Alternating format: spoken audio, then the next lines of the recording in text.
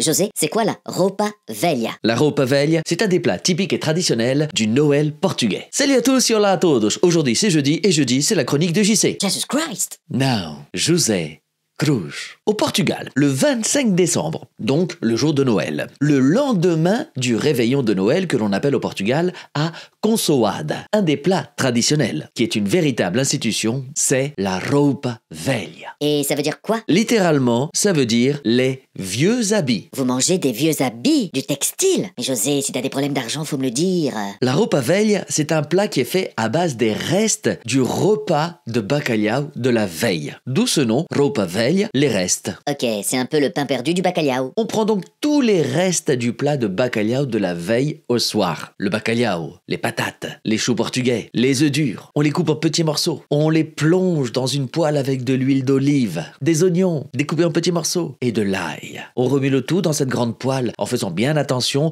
de ne pas tout écrabouiller quand même. Une fois que ça a bien cuit et que l'ensemble est légèrement doré, on peut faire le dressage et déguster. Et c'est en plus des plats à base de viande. Ok, et il vous reste de la place pour les desserts? Les desserts de Noël au Portugal, c'est une tradition. Ils sont très nombreux. On ne doit pas manquer de desserts. C'est très important. Et une fois qu'ils sont posés sur la table, on ne peut retirer les plats que lorsqu'ils sont vides. En tout cas, c'est une tradition du côté de chez moi. Et voici le top 10 des desserts de Noël portugais. Dites-moi quel est votre préféré. Bolo rei, c'est la galette des rois portugaise. Elle est en forme de couronne, creuse au milieu et garnie de fruits confits. Bolo rainha, la sœur jumelle du bolo rei, mais sans les fruits confits. Broa castelar, de petits gâteaux individuels à base de patates douces. Arroz doce, le riz au lait portugais, avec un petit peu beaucoup de cannelle. Aletria, la même chose que le arroz doce, sauf que le riz est remplacé par de petits vermicelles. Et bien entendu, on conserve toujours un petit peu beaucoup de cannelle. Pão de ló, c'est un peu le gâteau éponge portugais, à consommer de préférence avec une boisson. Rabanadas, certains diront que c'est le pain perdu portugais,